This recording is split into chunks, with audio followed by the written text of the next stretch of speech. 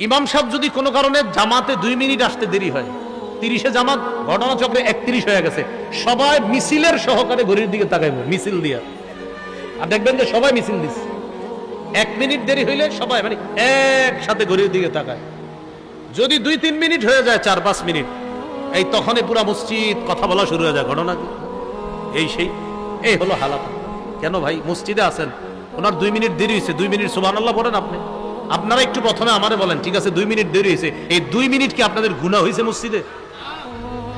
তাহলে মসজিদে আপনার কেন এমন টেনশন? যখন আপনি ভোটার আইডেন্টি কার্ড বা কিছু বানাইতে যান, ফজরের আগে গিয়ে সিরিয়াল ধরে সারাদিন নাস্তা দুপুরের খাবার না খায়া বাস অপেক্ষা করতেছে, প্রস্রাব করতেও যায় না যদি কোনো সমস্যা হয়ে যায়। সুযোগগুলা কাজে লাগান, সময়গুলা কাজে লাগান। রাসূলুল্লাহ সাল্লাল্লাহু আলাইহি সাল্লাম বলেন, ফিতনার জামানায় ইবাদত করা আমি নবীর কাছে হিজরত করার সমতুল্য হয়ে যায়।